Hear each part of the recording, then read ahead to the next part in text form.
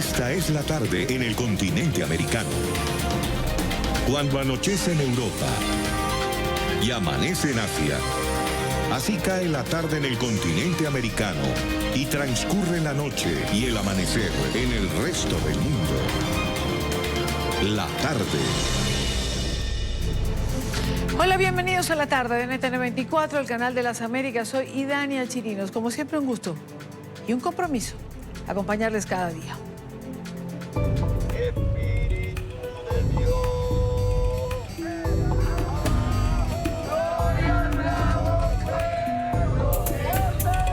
Nos obligaron los dictadores a salir de nuestra patria.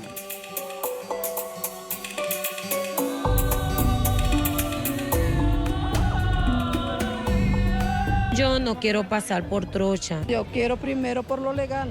Yo voy a preguntar y voy a ver cómo hago para que nos pasen legal.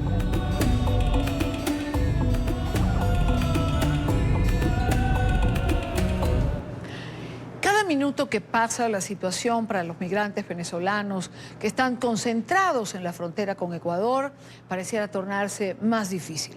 Buscan refugio en oraciones, en cánticos que de alguna manera les recuerdan la patria que están dejando atrás y de esta forma fortalecen su espíritu con el propósito de continuar sin desfallecer en el sueño de pasar a Ecuador, bien para quedarse, bien para estar en tránsito. Pilar López sigue al lado de los migrantes que permanecen en la frontera, en ese punto de la frontera entre Ecuador y Colombia. Pilar. Hola, muy buenas tardes. Hace un fuerte sol a esta hora aquí en el puente internacional de Rumichaca, donde se aprecia el movimiento de todos los migrantes que se encuentran apostados en este lado, tratando de pasar al lado ecuatoriano. La situación se torna cada vez más compleja y el desespero se apodera de ellos. Por eso, con súplicas, piden al Todopoderoso que les ayude. Espíritu de Dios, ven a mi vida. Doblegados por el cansancio y la desesperación ante la situación que afrontan en el puente internacional de Rumichaca, migrantes venezolanos doblan rodillas para pedir ayuda al Todopoderoso. Cristo delante de mí. El Espíritu Santo de Dios tiene que estar en medio de esta batalla primero. Y la que nos ayuda con esta batalla se llama María Santísima. Y sabemos que sí vamos a salir airosos, como pasó en la Segunda Guerra Mundial. Las oraciones y también los cantos alusivos a su patria los fortalece cuando se sienten débiles y vulnerables.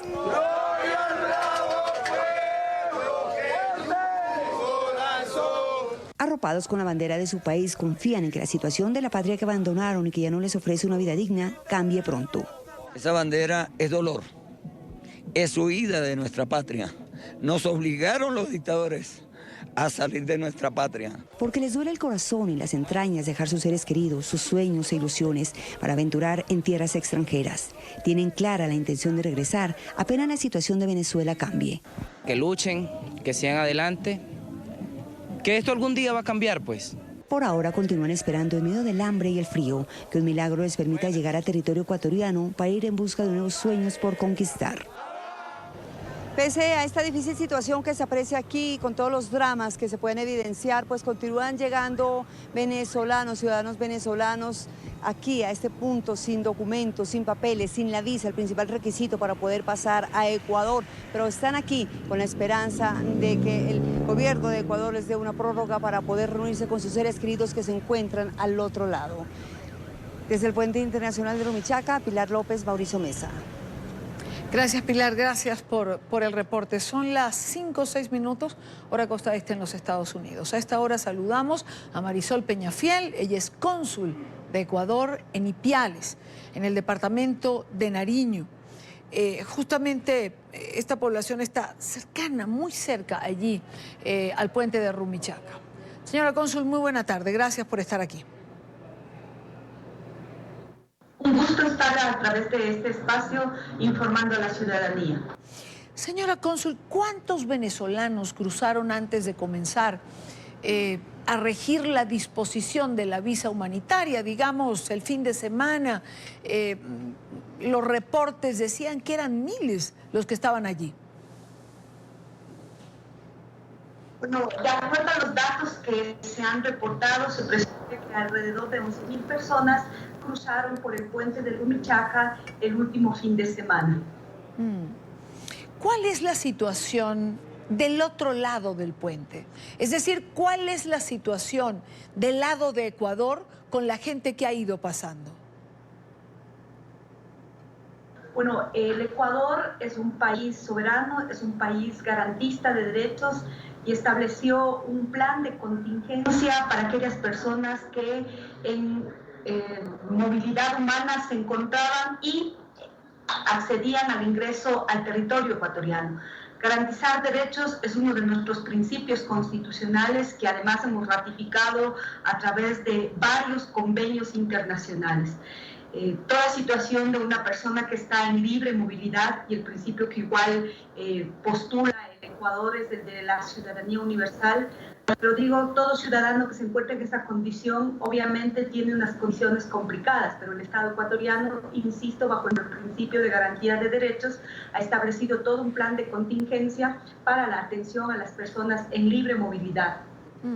Es decir, cónsul Peñafiel, una vez que pasan el puente, cumpliendo con el requisito de la visa, evidentemente, ¿hay un plan de contingencia del otro lado? Es decir, ¿no es tan fácil la movilidad al llegar? A ver, primero, usted me preguntó qué pasa frente a los ciudadanos que pasan al territorio ecuatoriano. Ha sido muy clara, hay todo un plan de contingencia, de atención. El Estado ecuatoriano necesitaba reordenar todo el proceso migratorio precisamente para rediseñar su política pública. Una vez que el Estado ecuatoriano ha emitido un decreto y que ha entrado en vigencia, todo ciudadano que ingrese al territorio ecuatoriano de nacionalidad venezolana se requiere que tenga una visa. El decreto también ha señalado que el Estado ecuatoriano, consciente de la problemática migratoria, pues otorga una visa de carácter humanitario excepcional a ciudadanos que quieran ingresar al territorio ecuatoriano de nacionalidad venezolana. Eso implica que tienen que cumplir ciertos requisitos. Si bien el costo es única y exclusivamente por la inscripción, acceso a la página y la solicitud, no tiene costo la visa que se otorga. Ahora, cónsul, ¿qué prerrogativa da esta visa humanitaria? Es decir, ¿qué lapso de tiempo abarca? ¿Pueden trabajar con ella? ¿Qué cubre esta visa humanitaria? La Constitución del Ecuador y la Ley de Movilidad Humana establece con absoluta claridad que aquellos ciudadanos que ingresan legalmente al territorio ecuatoriano, que cumplen con lo que la ley establece, pues tienen los mismos derechos que tiene un ciudadano ecuatoriano. ¿Hay un cupo determinado para este tipo de visas?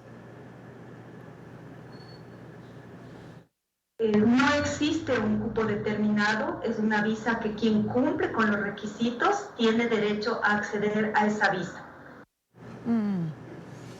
¿Qué pasa, señora cónsul, con las personas que puedan traspasar la frontera sin tener una visa que lo ampare a partir del momento del decreto? Bueno, como en todo país y en todo lugar, si un ciudadano no tiene legalmente establecida cuál es su situación en un territorio determinado, obviamente tiene que sujetarse a la ley. Para ingresar al territorio ecuatoriano, insisto, se requiere una visa. En este caso, para los ciudadanos venezolanos, el decreto es claro y se ha establecido que es una visa con el carácter de humanitario quienes quieran solicitar esa visa. Pero igualmente, la Ley de Movilidad Humana establece otros mecanismos y otros tipos de visa a los que pueden acceder los ciudadanos de todo el mundo, incluidos los ciudadanos de nacionalidad venezolana. Ecuador es un país que ha abierto las puertas a muchos ciudadanos. Ya tuvimos una primera experiencia con aquellas víctimas del conflicto armado, como fue Colombia, luego este fenómeno migratorio que nadie se lo esperaba, como es de los ciudadanos y ciudadanas venezolanas. Pero es necesario también ordenar esa migración, es necesario establecer parámetros en los cuales los ciudadanos puedan ingresar al territorio ecuatoriano. Quiero excusarme con nuestra teleaudiencia por las fallas de audio que pueden de repente notar, pero es una falla de origen y no queremos por ningún motivo perder esta comunicación con la cónsul Peñafiel porque tiene información que nos parece importante compartir con ustedes. Señora cónsul, si hay un ciudadano venezolano que va de turista al Ecuador, o que tiene algún compromiso empresarial o de trabajo, ¿puede solicitar otro tipo de visa? Por supuesto que sí, nosotros en los diversos consulados de todo el mundo en los cuales tenemos nuestras agencias consulares, pues entregamos esta visa, si es que es por estudios, si es por trabajo, si es por turismo.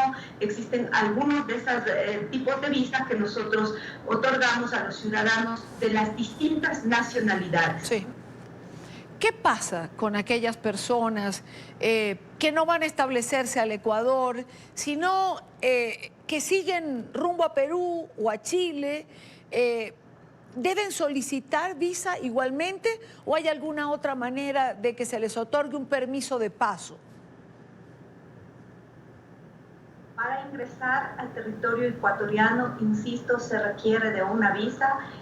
Si es que el ciudadano está con tránsito hacia otro país, como puede ser Perú, como puede ser Chile, tiene que precisamente tener su visa de ingreso para que pueda trasladarse al territorio finalmente que desea llegar. Conversábamos el día de ayer, señora cónsul Peñafiel, con el alcalde de Ipiales, el alcalde Romero, precisamente de la población donde usted está. Él decía que estaban solicitando a la Cancillería colombiana que a su vez solicitara a la Cancillería del Ecuador una especie de corredor humanitario, precisamente para aquellas personas que no pensaban establecerse en el Ecuador, sino que solamente necesitaban pasar en tránsito. ¿Usted cree que es posible que se llegue a un acuerdo en relación a esto?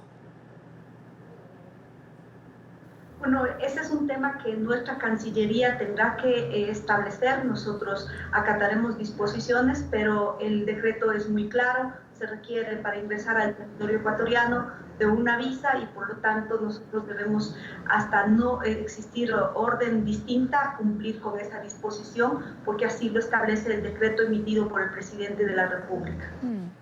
¿Cuál es la situación en este momento, en esa zona neurálgica que es el puente de Rumichaca y que en algún momento los migrantes venezolanos trancaron el paso? ¿Cuál es la situación ahora? Bueno, la situación es normal. Creo que los ciudadanos y ciudadanas venezolanas han comprendido y también han ratificado su voluntad de seguir dentro de un proceso de regularización cumpliendo con la norma. Insisto, es una situación normal. Ecuador ya ha tenido algunas de estas experiencias cuando Perú emitió también ciertos requisitos a través de su Cancillería y como política exterior de su Estado.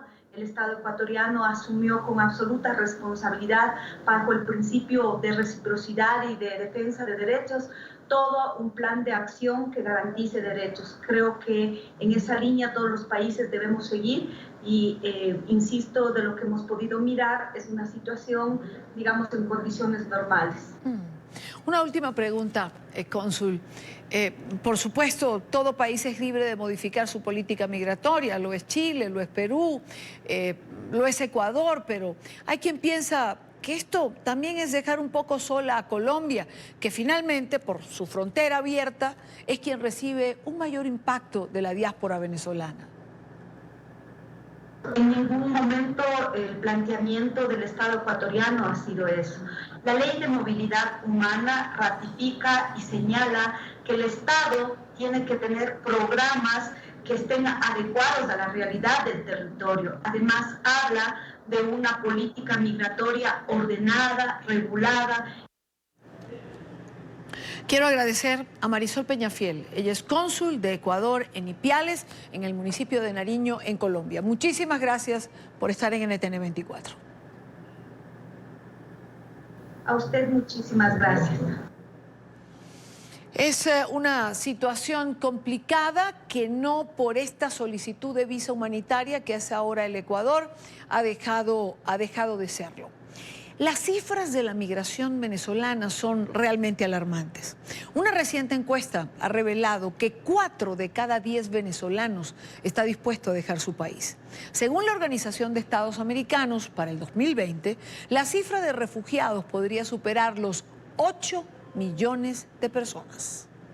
Hola, buenas tardes. La crisis en Venezuela es gravísima, por eso 4 de cada 10 venezolanos, el 44% está dispuesto a irse del país, a migrar en busca de mejores condiciones. Los principales motivos son la crisis económica y la falta de seguridad.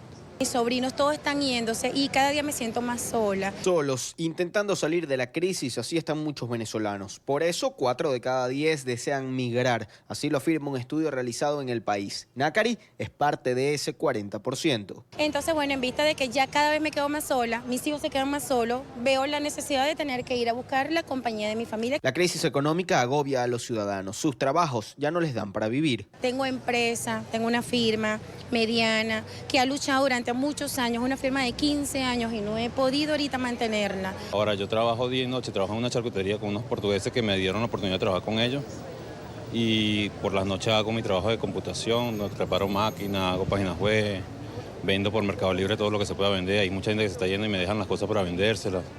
No me ha ido mal, pero tampoco me ha ido bien. Yo trabajo día y noche. Fernando trata de hacer subsistir a su familia. Cada vez la situación está más complicada. Por eso decidió enviar a su esposa y a su hijo a Chile. Lo que estamos tramitando es la dependiente de mi hijo para que se pueda ir con mi esposa, porque él está más apegado a mi esposa que a mí, porque yo trabajo día y noche para poder mantenerlo. La gran mayoría, el 56% de quienes desean migrar no tienen los recursos necesarios. Así lo revela un estudio de Consultores 21, una firma venezolana. Otro grave problema es la exigencia de visas. Ver partir de la familia es muy triste. De hecho, nosotros tenemos varios familiares que se han ido. Y no es fácil, para nadie es fácil. Yo me quedo porque estoy tramitando todavía la visa. Toda esta migración también ha generado otra situación a lo interno, el envío de remesas. Los economistas estiman que entre 5.000 y 6.000 millones de dólares ingresarán en 2019 a Venezuela por esta vía. Parte de las remesas, hay parte del ahorro que ya tenían los venezolanos aquí en efectivo, hay parte del acervo que tienen los venezolanos afuera del país, que han ido acumulando a lo largo de muchísimos años. Según un estudio, 8 de cada 10 familias reciben divisas. Con ellas es que logran sobrevivir. Esto ha causado que el dólar sea prácticamente la moneda de uso común en las calles. Por un lado, un proceso de dolarización directa, ya efectuando transacciones en dólares, bien sea en efectivo, a través de intercambio de saldos en cuentas afuera, porque todavía el sistema venezolano no ofrece esa posibilidad. O bien fijando los precios ya en dólares y que los acuerdos se hagan de alguna forma dolarizados. Según recientes estudios de la firma privada Consultores 21, más del 40% de los más de 4 millones de venezolanos que han salido del país como migrantes estarían dispuestos a regresar cuando las condiciones mejoren. Desde Caracas, Venezuela, para la tarde de NTN 24, Luis Alejandro Laya. Son las 4:20 en Quito. Más adelante retomamos este tema. Ahora revisamos otros temas que hacen parte de la agenda informativa de este día. Es noticia una tormenta de granizo que sorprendió a los habitantes de Madrid.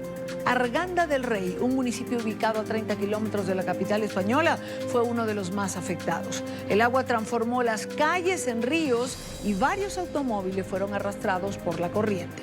Las inundaciones obligaron a las autoridades a cerrar algunas rutas del metro.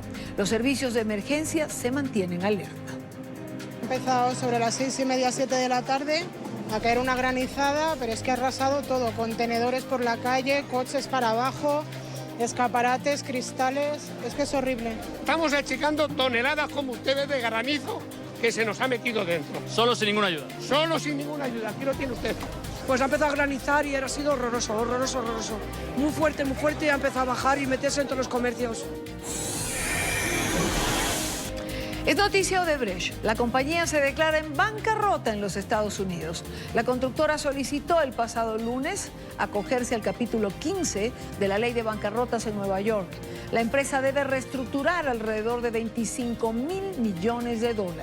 Si el procedimiento es reconocido en el tribunal, la empresa brasileña podría disfrutar de los beneficios de las leyes de bancarrota de los Estados Unidos como por ejemplo la protección contra la incautación de activos en el país. Esta sería la mayor bancarrota de una compañía en Latinoamérica.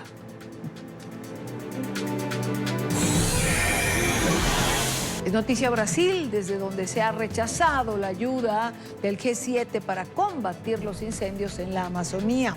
El jefe del gabinete del presidente Jair Bolsonaro ha dicho que el gobierno brasileño agradecía la oferta de $22 millones, pero aseguró que esos recursos podrían ser mejor utilizados para, por ejemplo, reforestar Europa. Incluso el alto funcionario desafió al presidente de Francia, a Emmanuel Macron, quien lideró la recaudación de los fondos. Dijo que si este no logró evitar un previsible incendio en una iglesia patrimonio de la humanidad, en referencia a Notre Dame, ¿qué pretendía enseñarle a Brasil? Agradecemos la oferta, pero tal vez esos recursos sean más relevantes para reforestar Europa. Macron no logra siquiera evitar un previsible incendio en una iglesia que es un patrimonio de la humanidad y que pretende enseñarle a nuestro país. Él tiene mucho que cuidar en su casa y en las colonias francesas. Y en medio de los incendios del Amazonas, la desaprobación del presidente de Brasil, Jair Bolsonaro, se duplica. Según una encuesta divulgada este lunes por la Confederación Nacional del Transporte, el porcentaje de brasileños que evalúa negativamente al gobierno de Bolsonaro saltó del 19% en el pasado febrero hasta el 39,5% en agosto. De la misma forma, la desaprobación de la gestión personal del líder ultraderechista saltó desde el 28,2% en febrero hasta el 53,7% en el mes de agosto, mientras que la aprobación del desempeño del mandatario cayó desde el 57,5% hasta el 41% en el mismo periodo. Nos acompaña Rafael Cortés, analista político de la consultoría Tendencia. Señor Cortés, bienvenido. Buena tarde para usted. Buenas tardes, Adriana, y todos amigos de Colombia. Mucho gusto. Igualmente, ¿qué pasa con la popularidad del presidente Bolsonaro? ¿Qué factores pueden estar incidiendo que ocasione esta baja en las cifras? Bueno, las últimas encuestas llevan en consideración un cuadro muy complicado para el presidente Bolsonaro después del primer semestre de su mandato, marcado y lleno de episodios negativos para su imagen y para el desempeño del gobierno brasileño. Hay básicamente dos tipos de factores. Uno de ellos tiene a ver con la economía brasileña, que sigue todavía muy complicada, con dificultad para retomada de la actividad, desempleo muy alto, y otro tipo de factores que es fundamentalmente político. El presidente es un hombre, un representante de la ultraderecha, y esto complicó relaciones políticas, sea con la oposición, sea con aliados más próximos, y el resultado fue esos números complicados para su popularidad, especialmente después de toda celeuma política por cuenta de la cuestión ambiental. Pero digamos que el pueblo del Brasil le dio un voto de confianza, es decir, ganó las elecciones sabiendo el propio Brasil o los propios brasileros que el presidente Bolsonaro es un hombre de ultraderecha como normalmente se le califica. Sí, perfecto, pero lo que ocurrió en el momento electoral es que había un sentimiento, una percepción de una necesidad de cambio de gobierno por cuenta de lo que ocurrió con el gobierno de la presidenta Dilma, que fue muy mal avaliado. O sea, el año pasado la corrida presidencial fue una corrida fundamentalmente para cambiar los sistemas políticos, saliendo de un gobierno de izquierda para una fuerza de centro-derecha. Lo que pasó fue que los principales candidatos, los principales partidos estaban muy malos, con una situación muy complicada por cuenta de escándalos de corrupción, y esto fue la clave para que el presidente Bolsonaro lograse llegar a la presidencia, y después había una expectativa de que una vez electo que él sería un poco más moderado, quería construir coaliciones partidarias, pero esto no ocurrió, y ahora las encuestas muestran este escenario y, en cierta manera, un cuadro de decepción por parte de los electores. Los incendios de los últimos días, una tragedia por sí misma, ha traído consigo la polémica en torno a las causas. Hay quien señala que el presidente Bolsonaro tiene parte de culpa por promover la tala indiscriminada, para aumentar la agricultura, la ganadería, por su discurso. ¿Así cree usted que lo percibe una parte de la sociedad en el Brasil? Sí, no hay duda de esto. En verdad, ya habíamos en Brasil mirando a un debate por cuenta de la cuestión ambiental, porque el discurso oficial, no solo para el ambiente, sino para los demás reglamentos, es que había necesidad del Estado brasileño tener menor ambición o menor fuerza en términos regulatorios. Había una visión, y hay una visión todavía en el gobierno, que hay que haber cambios en esa política. Y había señales que poco a poco fueron creciendo de que la cuestión en Amazonas era muy grave, y esto se tornó aún más fuerte cuando el presidente dimitió un alto funcionario de un órgano del Estado brasileño que controla las cuestiones ambientales. Y bueno, después con el incendio y toda la repercusión internacional, la presión política fue alta, y hoy estamos aquí intentando hacer cambios y comprender los próximos pasos del presidente. ¿Cómo explicar el rechazo al fondo ofrecido por el G7 para contribuir a la extinción de los incendios de la Amazonía? ¿Cómo explicar el rechazo y cómo explicar ese lenguaje en el que ha sido rechazado? Es decir, cuando se manda prácticamente a que mejor usen ese dinero y reforesten Europa. Es un error, ¿no? Es complicado. Lamentablemente la explicación no es fácil para los brasileños y los analistas comprender los movimientos del gobierno, pero me parece que ese de acción, el rechazo a la ayuda internacional, que refleja un nacionalismo del presidente Bolsonaro. A lo largo de toda la campaña electoral, estos temas nacionalistas estaban muy presentes en la habla del presidente, y después de una acción de Francia que todavía también me parecieron un poco equivocada, con señales de que habría un intento de discutir y debatir el estatus legal de Amazonia.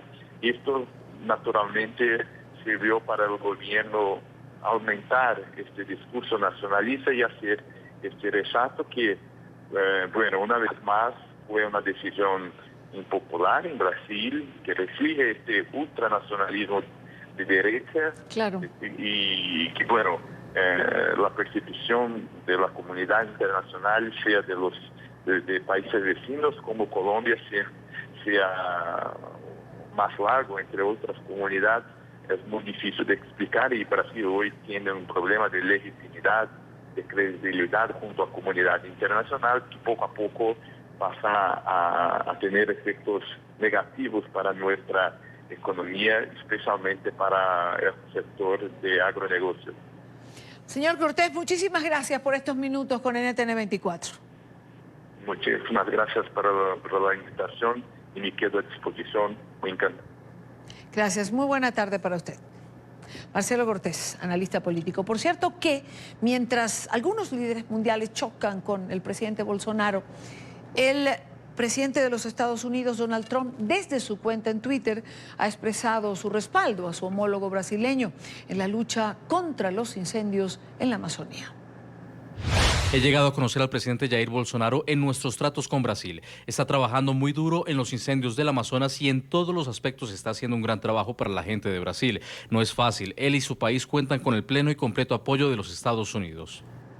Con esto vamos a la primera pausa en la tarde de hoy. Recuerde seguir nuestras cuentas en Twitter, se las dejo en pantalla, siempre con información en tiempo real. En mi cuenta personal leo siempre sus comentarios. Al regreso, Puerto Rico declara nuevamente estado de emergencia. La tormenta tropical Dorian podría convertirse en huracán de categoría 1. La alerta se extiende hasta República Dominicana. Continuamos con más en la tarde de hoy. Autoridades de Puerto Rico han declarado el estado de emergencia por la llegada este miércoles de la tormenta tropical Dorian, que avanza a esta hora por el Caribe con vientos de hasta 80 kilómetros por hora. La gobernadora Wanda Vázquez firmó una orden ejecutiva luego de que las autoridades meteorológicas emitieran alerta de huracán para la isla. La alerta se extiende a República Dominicana, a donde llegará el fenómeno el próximo jueves. Así lucen los supermercados en Puerto Rico a pocas horas de la llegada de la tormenta tropical Dorian. Muchos se apresuran por comprar víveres y generadores de energía. Hace 2 años, tras el paso del devastador huracán María, 1,4 millones de clientes se quedaron sin luz. Mientras tanto, las autoridades han comenzado a acondicionar 360 refugios con capacidad para albergar a 48.500 personas. Quiero informarle al pueblo de Puerto Rico que hemos firmado una orden ejecutiva declarando una emergencia a nivel local. Prevén la llegada de Dorian este miércoles y temen que tome fuerza de huracán. El pueblo de Puerto Rico, primero que nada, quiero que sientan tranquilidad, que dentro de la emergencia y sus planes particulares los ejecuten, los lleven a cabo dentro de la tranquilidad que el pueblo y los jefes de agencia se han preparado por los últimos 2 años.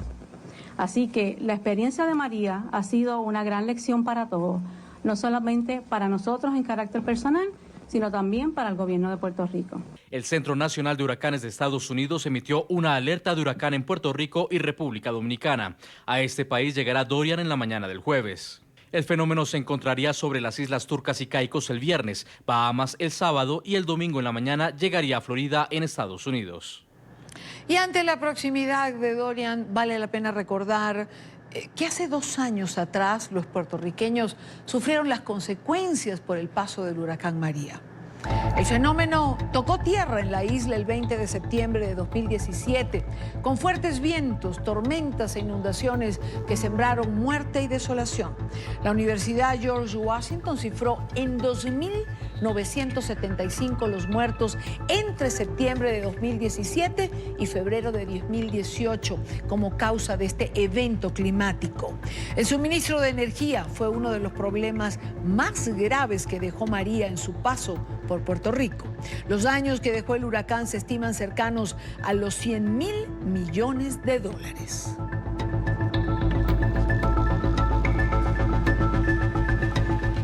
Por supuesto, todos esperamos que ningún huracán con esta intensidad vuelva a tocar la isla. ¿Cómo se prepara Puerto Rico? Para hablar de esta emergencia nos acompaña Joel Figueroa. Él es director de operaciones y respuestas del negociado para el manejo de emergencias y administración de desastres en la isla. Señor Figueroa, buena tarde. Gracias por acompañarnos. Sí, buenas tardes. A esta hora se sabe que la tormenta tocará la isla. ¿Se sabe con qué intensidad?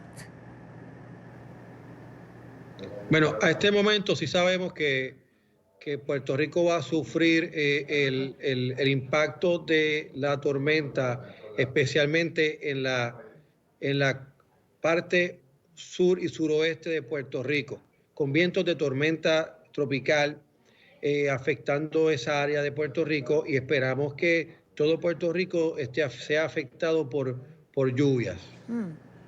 La gobernadora Wanda Vázquez ha decretado el estado de emergencia. ¿Qué implica este decreto? Bueno, declarar la emergencia permitir a Puerto Rico utilizar recursos de la Guardia Nacional, es una activación para poder tenerlos como recursos para responder. Requiere también, ¿verdad?, o permite que las agencias gubernamentales hagan preparativos de emergencia, adquisiciones de emergencia, y y también obviamente congelar precios de artículos de primera necesidad para que las personas estén accesibles al bolsillo, ¿verdad?, de los ciudadanos y no haya una inflación.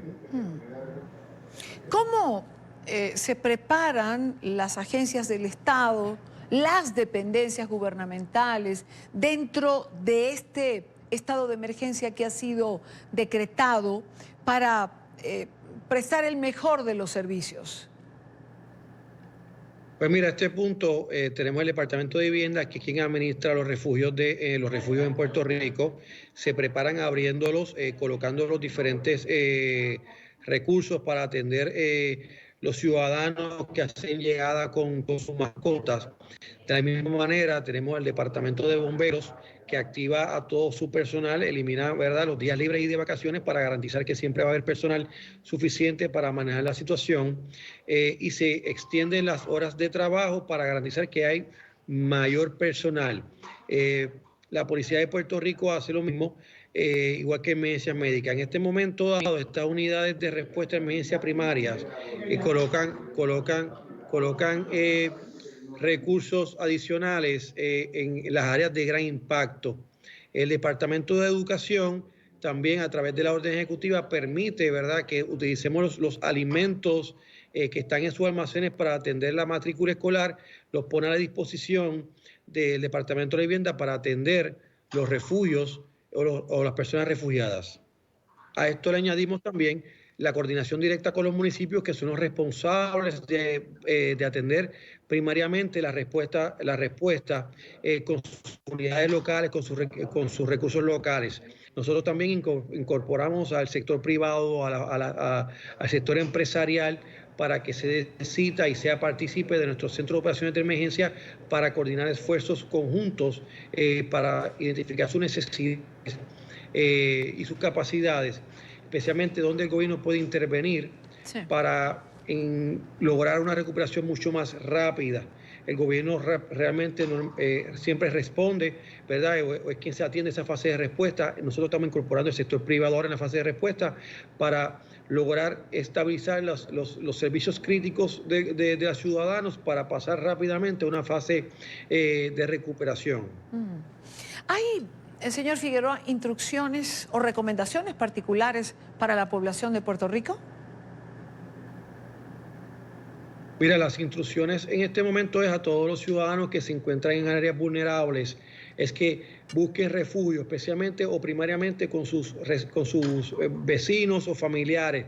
De no poder hacerlo, entonces que acudan a las oficinas municipales de manejo de emergencia para que puedan entonces ser escoltados hacia los refugios y que lo hagan en estos momentos. Dado que este sistema va a estar entrando a Puerto Rico, afectando a Puerto Rico en horas de la madrugada. Así que toda persona que necesite orientación adicional sobre sus refugios, aquí tenemos una línea que es la 311. En esa línea ellos pueden llamar y se les orienta de qué refugio es el que le corresponde. En adición a esto, le pedimos a los ciudadanos que, ¿verdad?, que compren los suministros suficientes para, ¿verdad?, estar equipados por 10 días. A este momento, señor Figueroa, ¿hay algún área en particular que ustedes como autoridades hayan mandado desalojar? No, al momento no. Sí se han abierto refugios y se está haciendo el llamado a las personas que se preparen y que busquen refugiarse. Especialmente todas estas residencias que están todavía vulnerables porque sufrieron daños por huracán María, que no han podido ser reparadas y que todavía continúan con lo que llaman los toldos azules o estas lonas que utilizan para cubrir sus techos y que todavía están débiles para sobrevivir vientos de tormenta. Quiero agradecer a Joel Figueroa, director de operaciones. Muchísimas gracias por estar con nosotros en la tarde de hoy. Muchas gracias a ustedes. Saludos. En horas de la madrugada estaría entrando esta tormenta, como bien lo ha explicado el señor Figueroa. Recuerdo la línea telefónica 311 en Puerto Rico para que quien llame se le pueda explicar qué refugio le corresponde, cuál tiene más cercano para que pueda desplazarse. Lo más importante es que acudan a los refugios aquellas personas cuyas viviendas fueron afectadas por el huracán María y no han sido reconstruidas de una forma adecuada. 5:48 minutos, hora costa este. En otro orden de ideas, hay preocupación en la comunidad de migrantes en los Estados Unidos. A partir de hoy, los inmigrantes que soliciten asilo no podrán obtener un permiso de trabajo de manera automática como ocurría antes. Queda o quedará a la discrecionalidad del Departamento de Inmigración el negar o aprobar solicitudes de visas de trabajo a inmigrantes que pidan asilo y a quienes han llegado a los Estados Unidos por razones humanitarias. Hola, ¿qué tal? Buenas tardes. Pues bien, esta fue una medida que anunció el Departamento de Inmigración la semana pasada, causó mucha polémica y ahora ya está vigente. Básicamente, aquellas personas que llegan a los Estados Unidos, inmigrantes que cruzan la frontera sur y que no tienen ningún tipo de visa, sino que llegan, se entregan a las autoridades de inmigración solicitando un asilo político, pues tendrán una mayor complicación a la hora de obtener un permiso de trabajo. Y es que básicamente quienes tenían esta posibilidad de llegar a territorio estadounidense era automáticamente, una vez solicitado el proceso de asilo, pues la obtención de un permiso de trabajo. A partir de ahora esto será a discreción del funcionario de inmigración y se hará caso por caso, lo cual no garantiza que quienes vengan solicitando asilo político y que no tengan un visado, pues cuenten con esta posibilidad de permiso legal laboral. Una persona con un parol siempre tenía el derecho de pedir un permiso de trabajo. Una persona pendiente de asilo político siempre ha tenido el derecho de tener su permiso de trabajo. Una persona en custodia siempre tenía el derecho de solicitar fianza frente a un juez o frente al deportador. Entonces, eliminando todo esto, devolviendo personas a México a esperar entrevistas, demandando que personas vayan a terceros países primero, lo que están haciendo es creando más paredes, más muros. Lo que hace este gobierno es hacerle la vida lo más difícil posible a cualquier persona que está llegando a los Estados Unidos. Entonces, nada más que tienes que ver las demoras que existen para las residencias de familia en este momento. Las demoras que existen para las visas de trabajo. Las demoras que existen para los permisos de trabajo normalmente. Normalmente los permisos de trabajo demoraban 6 semanas, 8 semanas. Ahora, con suerte, son 6 meses, 8 meses. Y ahora eliminar los permisos de trabajo para las personas con parol, las personas pendientes de asilo. Supuestamente ahora viene otra regulación para eliminar la habilidad de jueces, otorgar fianza a las personas que están solicitando asilo. ¿Y cuál es el mensaje? El mensaje es: no te queremos aquí. Anteriormente, la mayoría de quienes cruzaban la frontera sur de los Estados Unidos solicitando un asilo político eran centroamericanos o mexicanos. Sin embargo, durante los últimos años hay un mayor número de otros inmigrantes que también buscan esta frontera y que llegan sin un visado y pudieran verse perjudicados con esta decisión del Departamento de Inmigración. La veo bien complicada porque el hecho nada más de llegar a México es bastante complicado para cualquier venezolano o para cualquier persona que quiera emigrar a los Estados Unidos, porque me imagino que la primera traba está colocada en México, o sea, poder pisar el aeropuerto de México si no te vienes por una caravana. Entonces va a ser una situación bien complicada ya al pasar esa primera situación, ese primer retén, por decirlo así, llegar al segundo peldaño, que sería entrar a los Estados Unidos a pedir el asilo político bajo miedo creíble. Después de que te otorguen el asilo político bajo miedo creíble, no tienes la opción de permiso de trabajo, es como si estuvieses en el aire igual. O sea, es una medida que están tomando bien drástica que no me parece justo. Bueno, eso no es el problema. Pero en este momento tú tienes decenas de miles de personas en nuestra comunidad, de Venezuela, de Colombia, de Nicaragua, de Honduras, El Salvador, de Cuba, que están esperando respuesta de asilos. Y como estaban esperando, tenían permiso de trabajo. Eso no va a pasar ahora. Tú tienes personas que juegan su vida y entran por la frontera buscando algún tipo de seguridad. Y ahora no van a poder ganarse su vida de una forma legal. Van a tener que trabajar trabajos más difíciles, buscarse la vida de otra forma para mantenerse aquí mientras esperan su turno. ¿Qué ocurre en la frontera? En este momento, muchas de las personas que solicitan asilo los devuelven a México a esperar una corte. Yo he tenido llamadas de personas que los devolvieron a México y tienen corte en octubre, en noviembre, en diciembre. ¿De qué tú haces si tú eres salvadoreño, o tú eres venezolano, o tú eres colombiano y tienes miedo de estar en tu país y te devuelven a México a esperar una corte de 3, 4, 5 meses, ¿cómo vives en México?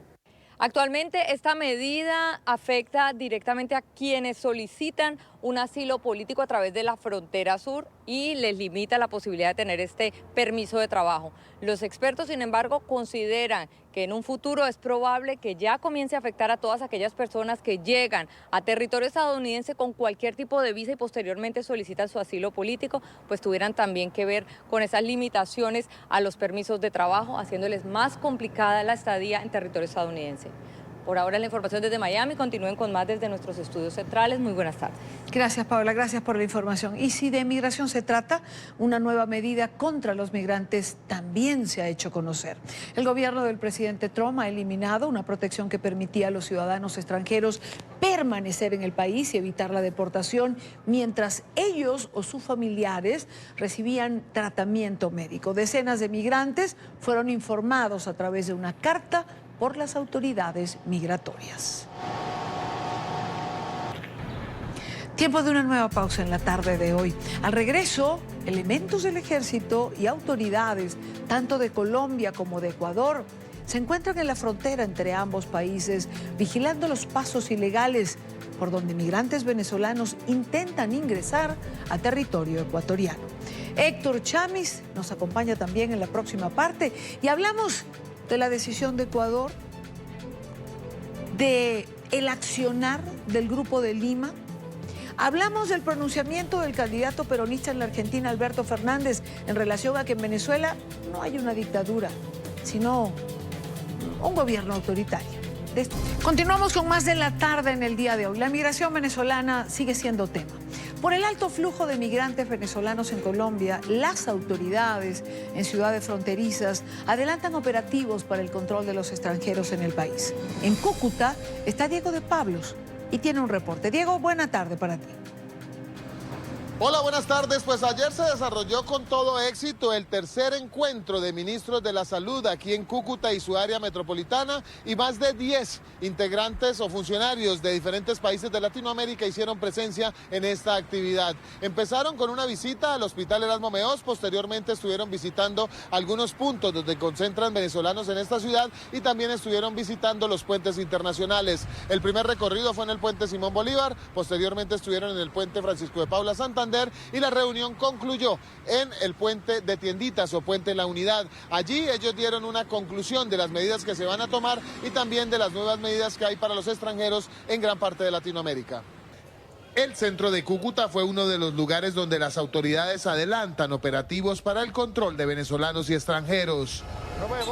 Uniformados y funcionarios de distintas entidades oficiales participan en la verificación de los documentos. Diariamente estamos regresando con estas regresiones voluntarias, 300, 500 personas que no cumplen con los requisitos para permanecer o para transitar en el país. Los habitantes de la frontera apoyan los operativos ante el aumento de actos delictivos. No sobra o no es de más hacer estos controles de seguridad para poder, obviamente, tener claro y tener el control de todos los habitantes de la ciudad de Cúcuta. Las autoridades aseguran que los operativos serán indefinidos y permanentes ante el alto flujo de venezolanos que está atravesando diariamente la frontera. En los próximos días, estos asistentes al encuentro acordaron que se realizarán nuevas reuniones en diferentes partes de Latinoamérica para seguir trabajando por el tema migratorio venezolano. Desde la frontera colombo-venezolana, este fue un informe de Diego de Pablos. Continúen ustedes en nuestro Centro Internacional de Noticias. Muy buenas tardes. Gracias a Diego de Pablo, y en esta parte del programa quiero saludar a Olga Cerrado, y es vocera de ACNUR para la situación de Venezuela. Señora Cerrado, bienvenida, buena tarde, gracias por acompañarnos. Hola, buenas tardes. Gracias por la invitación. ¿De qué manera impacta el flujo migratorio venezolano la decisión asumida por Ecuador de solicitar visa para ingresar a su territorio? Pues ACNUR reconoce la autonomía de los estados a tomar sus decisiones en temas de política migratoria. Sin embargo, nos preocupan los riesgos que pueden ir acompañados de este tipo de medidas. Por ejemplo, las personas que no tengan los documentos adecuados para poder cruzar las fronteras pueden optar por utilizar pasos irregulares. y verse expuestos a grupos armados, grupos de delincuentes, de trata, a explotación sexual o laboral, poniéndoles en riesgo. Además, tenemos que tener en cuenta que la mayoría de los refugiados e inmigrantes de Venezuela que están llegando a las fronteras de los países de la región tienen necesidades de protección internacional muy elevadas, la mayoría de ellos. Y este tipo de medidas podría dificultar el acceso a la frontera y a solicitar la condición de refugiado, ese asilo y esa protección en los países a los que están llegando. Estos son algunos de los riesgos que estamos viendo. Además, observamos una gran vulnerabilidad de las personas que están llegando y uno de los llamados que estamos haciendo es a buscar esas excepciones que ya se están aplicando en otros países para que casos particulares de niños que estén llegando solos, de personas mayores, de personas con necesidades médicas específicas puedan acceder a esos servicios y esa salud y esa seguridad que necesitan. ¿Cree usted que hay suficiente información en torno a las medidas migratorias que se asumen? Y lo pregunto porque hay que tomar en cuenta la falta de redes comunicacionales que se presentan en Venezuela. Es decir, muchas veces se toman estas decisiones y se piensa que todos aquellos que van a migrar o que van en tránsito se van a enterar, pero no siempre es así.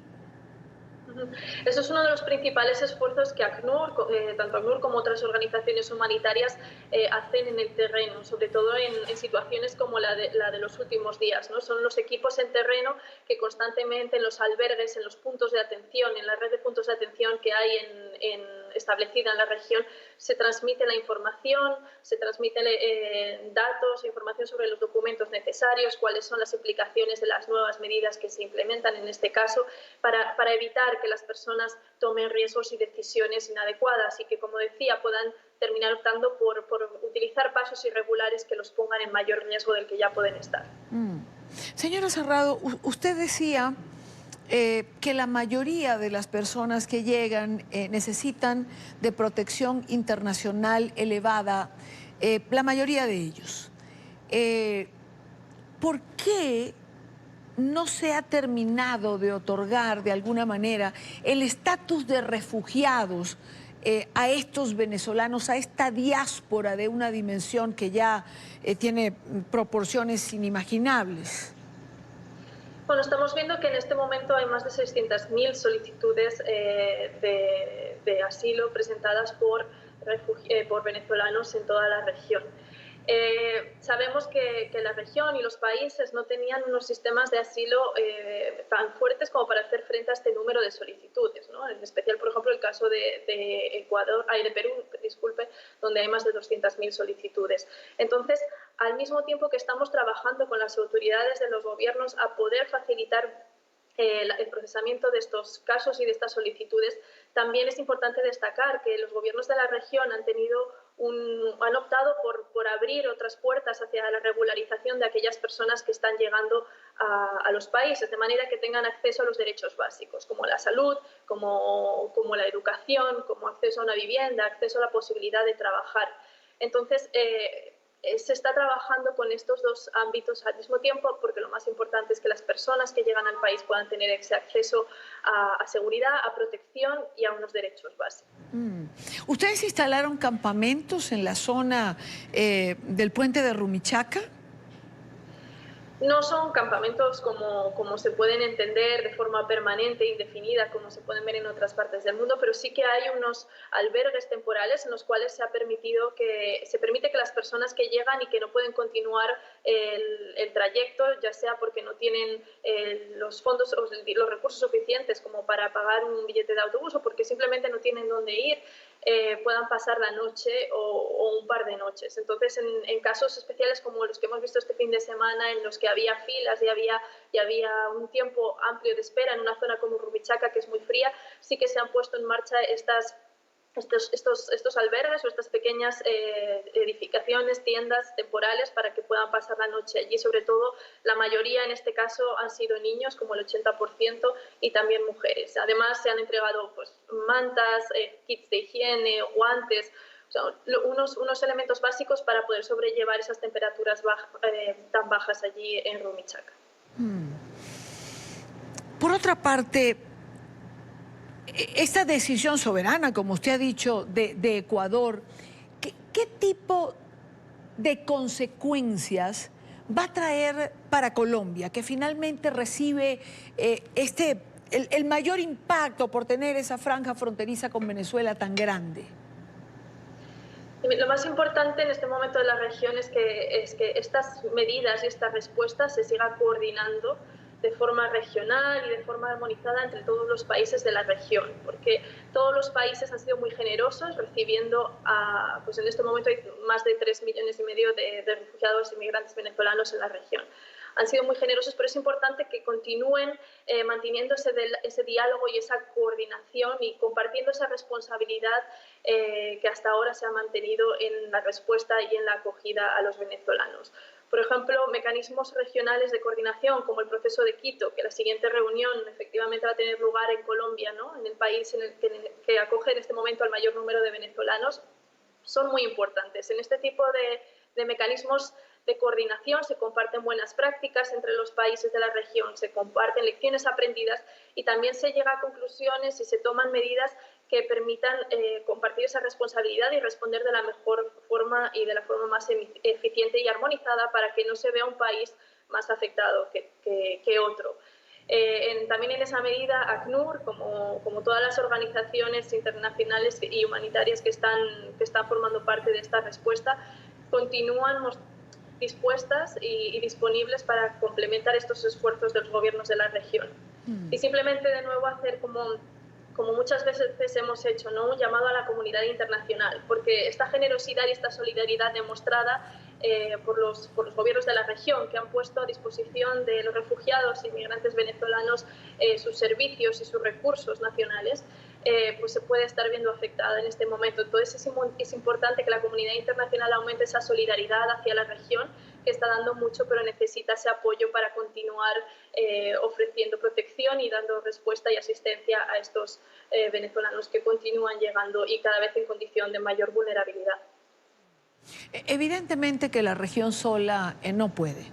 Y el llamado de la comunidad internacional es reiterativo. ¿De qué manera se puede concentrar la ayuda internacional? ¿Qué se necesita? ¿Cómo canalizarla? Porque por más solidario que pueda ser Colombia, Ecuador, Chile, Perú, Argentina, la dimensión de la diáspora, la dimensión del éxodo venezolano es de tal magnitud que no hay presupuesto interno que lo pueda sostener. Efectivamente. Desde comienzos de 2019 se puso en marcha un plan de respuesta regional para la situación de los refugiados y migrantes de Venezuela en la región. Este plan de respuesta hacía un llamado a la comunidad internacional para aportar 738 y contribuir con 738 millones de dólares para dar una respuesta coordinada en los 16 países que se están viendo afectados por la llegada de venezolanos. A día de hoy, estamos a finales de agosto, solamente un 29% de esos fondos han llegado. ¿Esto qué significa? Que todas esas actividades que se planificaron al principio y que eran complementarias y que se habían coordinado con las autoridades de los países para quitar un poco ese peso y esa presión que están sintiendo en sus recursos y servicios y sistemas de salud y sistemas de educación nacionales, pues que se liberaran, ¿no? Hasta ahora solamente el 29% de ese llamado ha sido respondida, esos fondos han sido cubiertos. Además, también pues se cuenta con apoyo por los bancos internacionales de desarrollo que están dando apoyos binacionales, pero se necesita mucho más apoyo, tanto a las organizaciones humanitarias que en coordinación con las autoridades están planificando una respuesta y han planificado una respuesta que necesita fondos, como apoyos bilaterales a cada uno de estos países para que puedan seguir reforzando sus sistemas y servicios nacionales. Olga Cerrado, vocera de ACNUR para la situación de Venezuela, muchísimas gracias por compartir con nosotros en NTN 24. Muchas gracias. Un saludo. Muy buena tarde. Es una situación por demás complicada. Hay pocas palabras en momentos para comentar, para decir, cuando todo está tan explícito y es tan complicado buscar respuestas ante situaciones o circunstancias como esta, ¿cierto? Son las 6:15 minutos en Caracas, Venezuela. Autoridades refuerzan medidas ante el desespero de migrantes venezolanos que en las últimas horas han intentado movilizarse a Ecuador por pasos ilegales. 8 puntos están siendo custodiados por el ejército y por la policía. Simón Alexander Rojas perdió la vida en una trocha, lamentablemente, de Perú. Hace poco, esta dolorosa experiencia marcó la vida de Julia Rivas. Su primo y mejor amigo, en un intento fallido de encontrar un mejor porvenir lejos de Venezuela, partió prematuramente de este mundo. Por eso, a pesar de sentirse acorralada por las circunstancias, a sus 45 años tiene claro que el tomar medidas extremas producto del desespero no es la mejor opción. Por lo menos yo no quiero pasar por trocha. Mis compañeros, aquí les orienté que se quedaran en refugio y tenemos un grupo de 72 personas que se han quedado aquí. La situación extrema que viven los migrantes que no han podido pasar a Ecuador y que ya son más de 800, ha llevado a que algunos arriesguen la vida al tratar de internarse por los empinados y peligrosos caminos de los pasos ilegales. No les importa el cansancio ni el pesado equipaje que cargan, ni mucho menos poner en riesgo la vida. Tenemos registrados 8. Ya tenemos contemplado un dispositivo de apoyo en el lado colombiano, obviamente, y estaremos atentos a cualquier requerimiento de los hermanos venezolanos. El tiempo transcurre y no hay luz verde para que los ciudadanos venezolanos puedan ingresar legalmente a territorio ecuatoriano. Y hay personas que, mira, si te paso por acá, sabes, una segunda vía, pero no me parece. Las opciones no convencionales para llegar a su destino por momentos se convierten en una tentación. Yo quiero primero por lo legal. Yo voy a preguntar y voy a ver cómo hago para que nos pasen legal. A pesar de esta situación, cada vez crece el número de migrantes que llegan a Rumichaca con el propósito de pasar a Ecuador, a pesar de tener claro que su mayor impedimento es no tener visa. Y ante la grave crisis humanitaria por la que atraviesa Venezuela, la Asamblea Nacional hace un llamado urgente a la comunidad internacional para que envíe ayuda humanitaria. La comisión delegada escuchó los duros testimonios de quienes hoy no tienen medicinas para curar el cáncer. No podemos acostumbrarnos a tener un país enfermo, porque así estamos. Yo siento que, y me rehúso a eso, pero siento que Venezuela también tiene cáncer. Y yo lo viví en carne propia, y yo no quiero, me rehúso a ver a mi país con cáncer. Y nos paramos donde nos tengamos que parar y donde tengamos que hablar sin miedo. Hacer la voz de esas mujeres y de esos hombres que están padeciendo esa situación en el país en estos momentos. Ya basta, no podemos resignarnos a esto. Merecemos tener nuestro derecho a la vida, no es un regalo. Pese a esta realidad, no hay fecha para un nuevo encuentro entre oposición y régimen de Maduro. Urge aproximar soluciones a la crisis que estamos viviendo. Así que no hay una nueva fecha o aproximación por los momentos en una ronda con respecto a la mediación del Reino de Noruega. Por donde se mire, la realidad de los venezolanos es dramática. Quienes se van imploran un espacio para refugiarse. Ocurre en el puente Rumichaca entre Colombia y Ecuador. La presidencia interina trata de buscar soluciones. Estamos trabajando con cada uno de los embajadores en cada uno de estos países para ayudarlos a facilitar, flexibilizar en algunos casos, si tienen alguna visa de algún otro país, que no sea requerida en el otro, pero en este momento son propuestas que estamos haciendo para poder atender esta emergencia humanitaria compleja que vive Venezuela. No se puede dejar de reconocer el esfuerzo de los países de la región. Reconocer el esfuerzo que ha venido haciendo la región latinoamericana para atender esto. Reconocer, por ejemplo, que inmediatamente el gobierno de Colombia instaló un campamento para refugiados en ese puente de Rumichaca para atender a más de 700 venezolanos. Reconocer el esfuerzo del propio gobierno de Ecuador, que ha hecho y ha destinado gran cantidad de recursos para atender y ubicar a los venezolanos en su tierra. No hay un espacio que no haya sido socavado por la crisis. El diputado José Trujillo le llama turbulencia social. Donde le quitan los servicios básicos del ser humano, le quitan el agua, le quitan la luz, le quitan el transporte, le quitan el efectivo, le quitan la comida, le quitan las medicinas, le quitan los hospitales. Eso es con la única intención de que la gente se ocupe solamente de sus problemas individuales. Y ha dado resultados científicos. El dólar paralelo llegó a 20.000 bolívares y el salario mínimo no supera los $2 por mes. Es la destrucción absoluta de la economía. Destruyeron la moneda venezolana, destruyeron el aparato productivo, destruyeron la capacidad de ahorro. La clase media desapareció. Hoy en Venezuela, el venezolano está ganando $2 al mes. De retomarse las negociaciones con el régimen de Nicolás Maduro, el primer punto a exigir será el ingreso definitivo de la ayuda humanitaria. Es la información que manejamos desde Caracas. Continúen con más de la tarde de NTN 24. Gracias a Oliver Fernández en Caracas. Para conversar sobre todo esto y sobre otros temas, quiero saludar a Héctor Chamis, que nos acompaña desde nuestros estudios en Washington. Héctor, buena tarde, bienvenido. Hola, Idania, gracias por invitarme, un gusto. Héctor,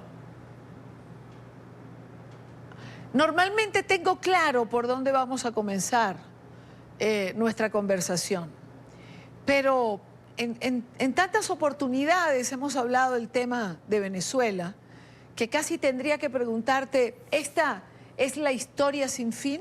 ¿Es como el rompecabezas al que se le perdió la pieza y no podemos completarlo?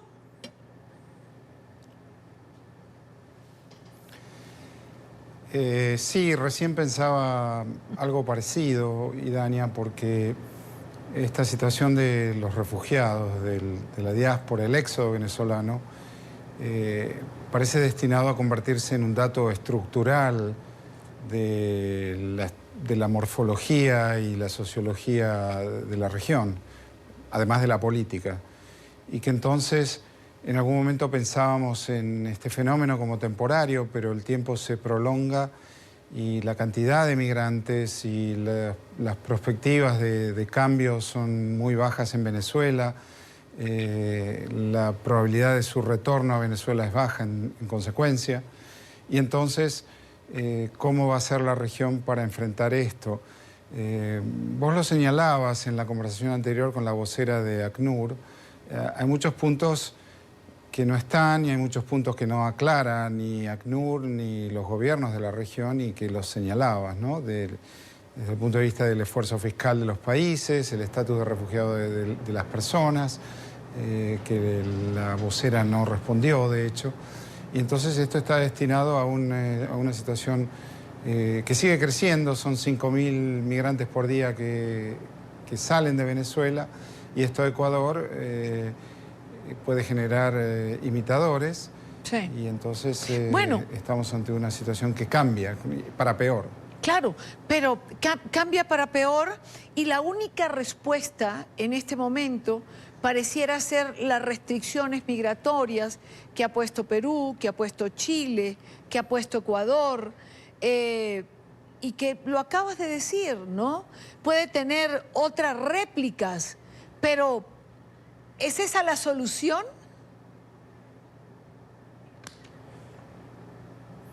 No, en absoluto.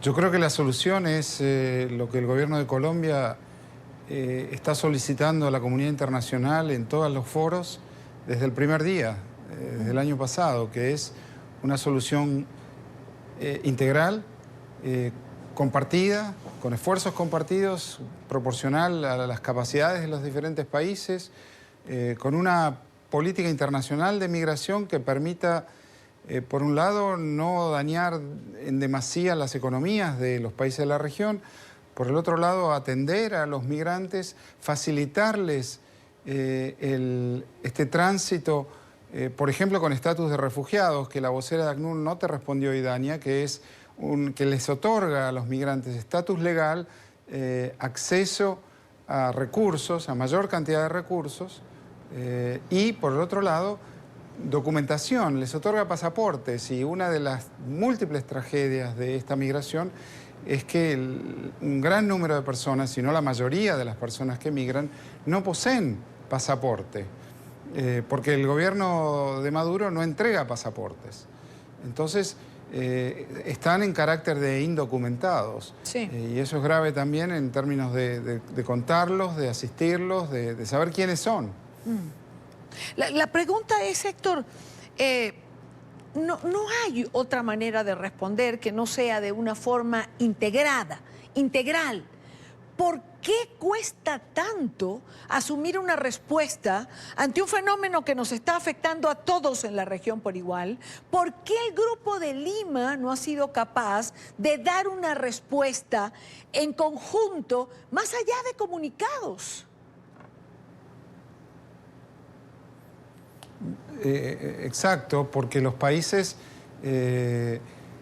Colombia ha tomado el liderazgo desde el comienzo. El costo fiscal para Colombia de esta migración es 4 puntos del producto. Es una enorme cantidad de recursos fiscales destinados a esta migración.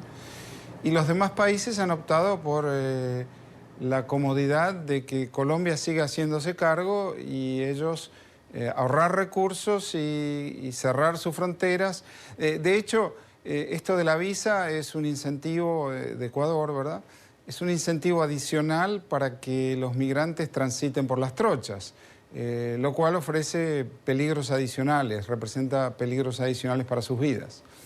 Y eso es así, los países son egoístas y Colombia ha tomado este liderazgo por una combinación de factores, en parte porque no tiene opción, porque es vecino de Venezuela, pero también porque, lo hemos conversado, el gobierno ha tomado esta decisión desde el punto de vista del uso de la generosidad y la solidaridad y el devolver la generosidad venezolana de los años anteriores, de décadas atrás, cuando muchos colombianos migraban en la dirección opuesta. Sí, pero pareciera que Colombia va quedándose sola, tú lo has dicho, desde la comodidad, egoístamente de alguna manera. La respuesta de otros países es cerrar la frontera, tomar este tipo de restricciones y finalmente dejar a Colombia, a la buena de Dios, porque recibe el impacto migratorio en una frontera abierta que es muy difícil de controlar.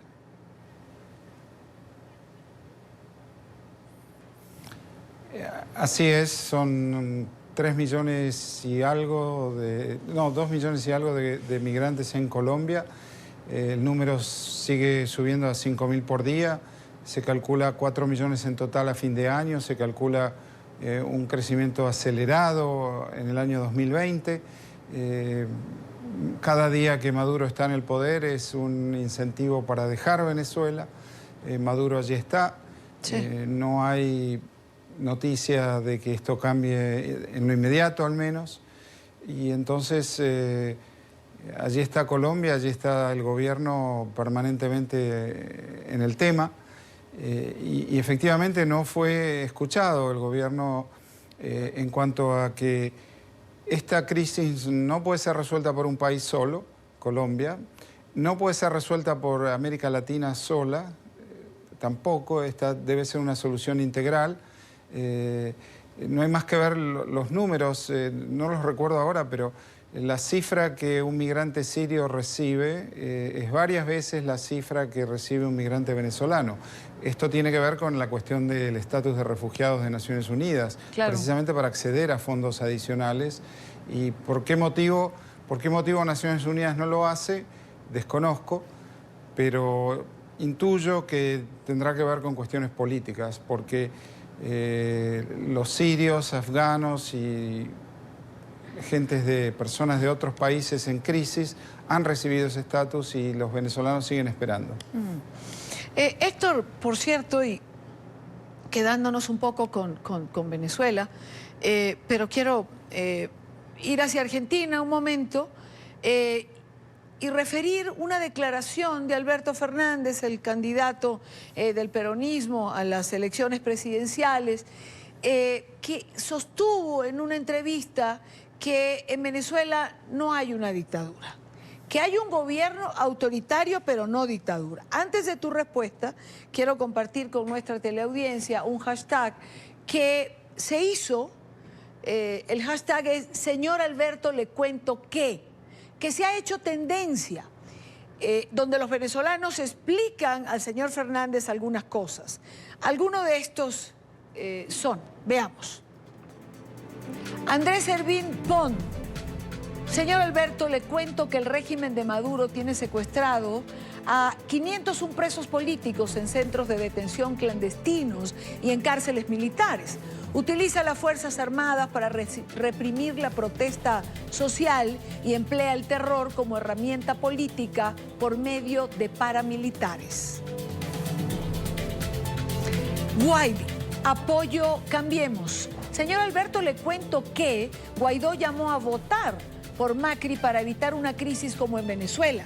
Yo diría que pida disculpas por la barrabasada que dijo porque está defendiendo a un dictador como Maduro. Dice, señor Alberto, le cuento que tiene que escuchar este video para darse cuenta que Venezuela es dictadura. ¿O no se anima por el enojo de su jefa? @Alferdes.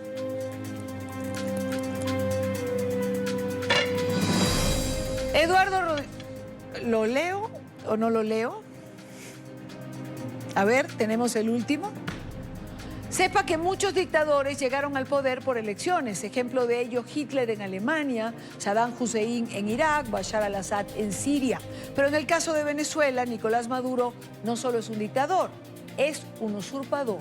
Eduardo Rodríguez. ¿Le parece a Alberto Fernández, Héctor, que Venezuela no tiene una dictadura?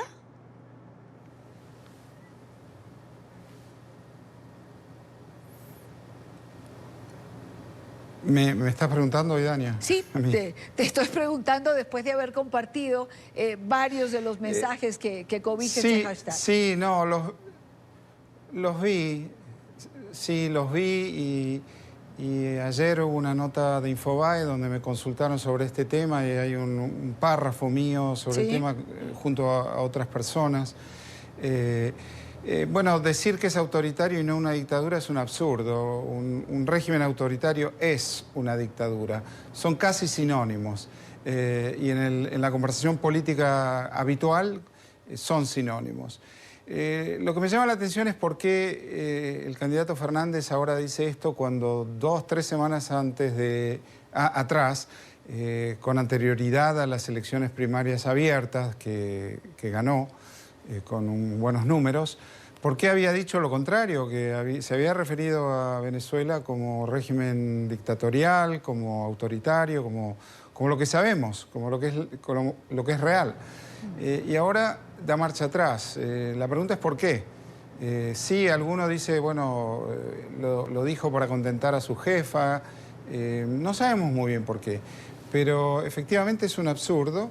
Hay dictaduras que llegan por el voto, las ha habido y las hay hoy. En Cuba, por ejemplo, también, otro ejemplo, se vota hace 60 años periódicamente, pero no se elige.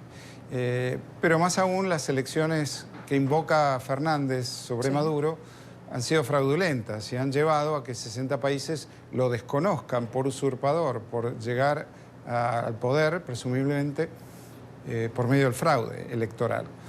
Entonces eso es lo que preocupa tal vez y preocupa también desde el punto de vista de los votantes argentinos. Un posible presidente que va adelante en las encuestas para las elecciones de octubre, las de verdad, que ese posible presidente no tenga claro la diferencia entre democracia y dictadura y más aún que esto indique un cambio en la política exterior de Argentina que no sea del agrado de la mayoría de los argentinos, porque alinearse con el régimen de Maduro resta votos. Tal vez se sienta ya cómodo con esta diferencia de las PASO y lo que muestran las encuestas para alinearse y ponerse más cerca del régimen de Maduro por el motivo que sea.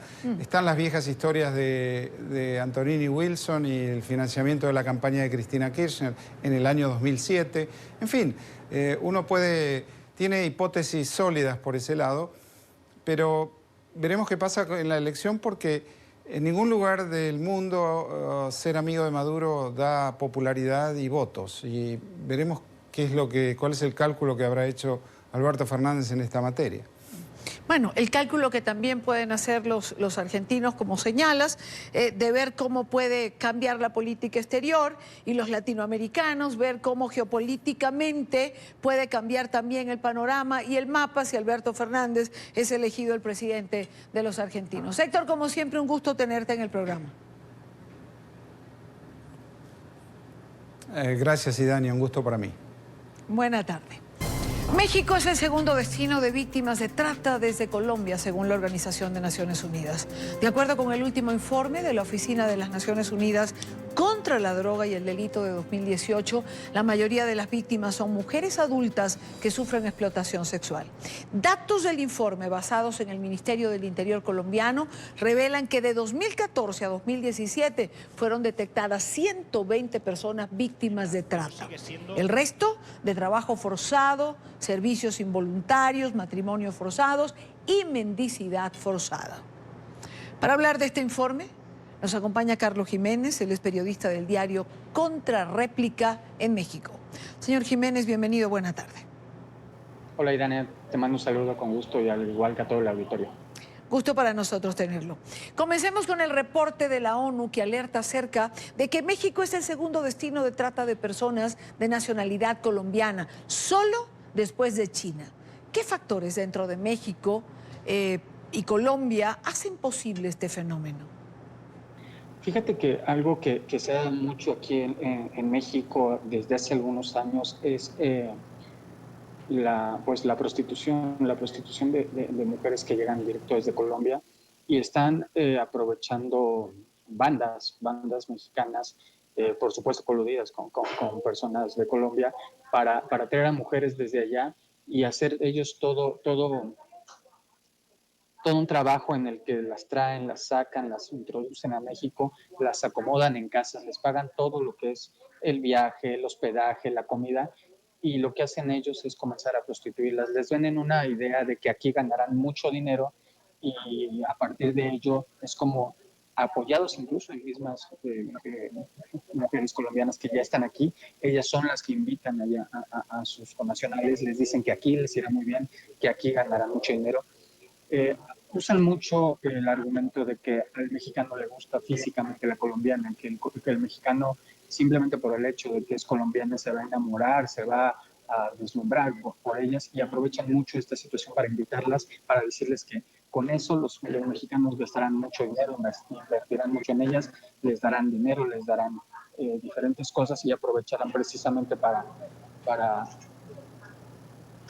traerlas aquí. En el caso particular de las mujeres, ¿qué sucede? Porque no solo están expuestas a la trata de personas, es decir, hay reportes de la última semana del asesinato de 2 mujeres colombianas que se dedicaban a ser acompañantes, y hay varios casos más en México. ¿Es acaso un cártel o un grupo de criminales ligados a las autoridades que no solamente se dedican a la trata, sino que ahora se ensañan con ellas porque precisamente son extranjeras?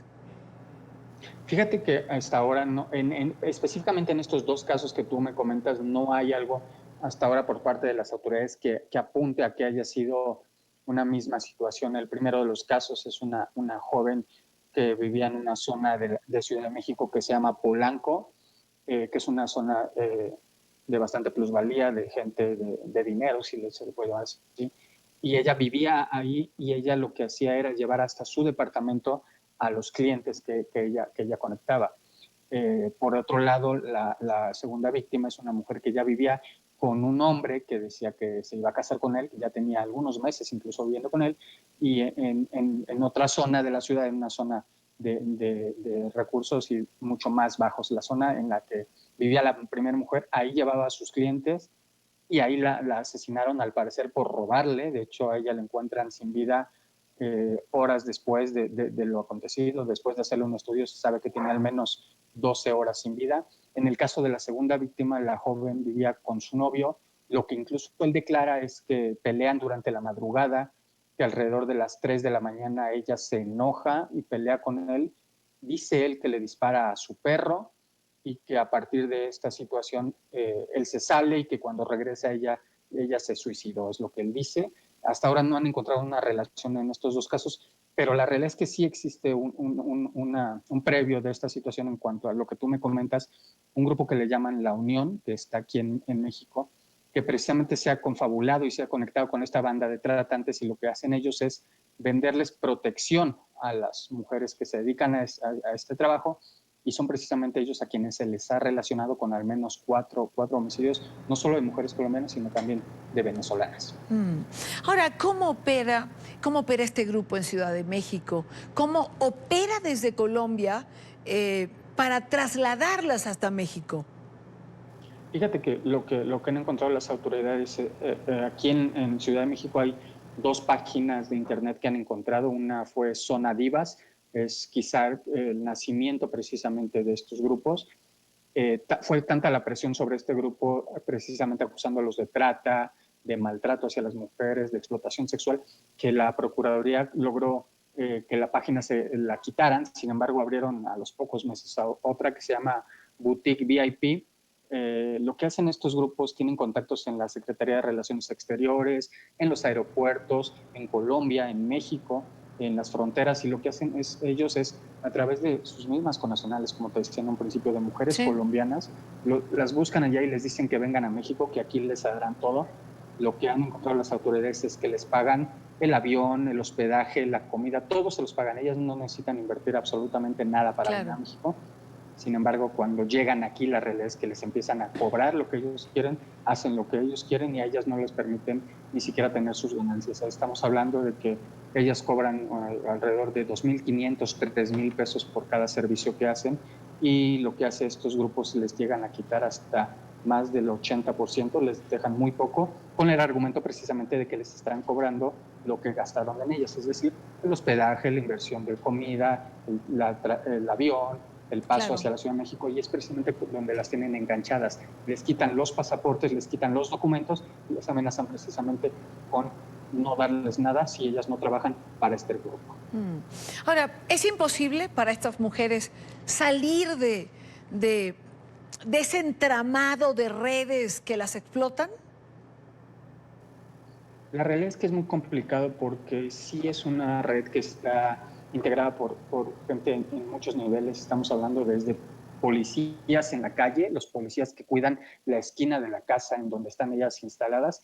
Desde ahí tienen policías, taxistas, gente que las vigila, gente que las cuida, gente en relaciones exteriores. Es decir, sí tienen toda una mafia que les impide en muchas ocasiones tratar de salir, sobre todo si ellas intentan incluso hacer servicios, como ellos le llaman, sin reportarle a quien las está cuidando. Los taxistas que las vigilan, la gente que está en la puerta de la casa, la gente que está ahí cuidándolas, todos ellos se encargan de reportar los movimientos de estas jóvenes, y si ellas comienzan a hacer cosas que no reportan, que no avisan a la gente que las trajo, empieza a haber ahí una serie de castigos, las golpean, las maltratan. Se han encontrado situaciones en las que abusan de ellas, las violan. Se ha encontrado gente, y como te lo comentaba, han llegado a asesinar a estos jóvenes. ¿Qué alcance tienen estas redes para vincular a mujeres, hombres y hasta niños a trabajo forzado, a matrimonios forzados, a mendicidad, es decir, a someterlos? Fíjate que lo que han encontrado aquí en Ciudad de México es que a los niños los ocupan para pedir limosna. Se aprovechan precisamente de que están pequeños y los ocupan para mandarlos a pedir dinero. Es lo mismo que hacen en estaciones del metro, en puntos turísticos. Incluso hace unos días se descubrió una pareja que mandaba a sus hijos a pedir limosna, incluso les enseñaban a hablar en inglés para poder pedir esto. Entonces es más o menos en lo que ocupan a los menores, pero donde más, digamos, que tienen su punto de recepción de dinero y de divisas es precisamente en la prostitución de las mujeres. Y ustedes, como medios de comunicación mexicanos, ¿ven que existe un patrón de impunidad tanto en los casos de explotación y trata como de homicidios de extranjeras de las que ya hablamos?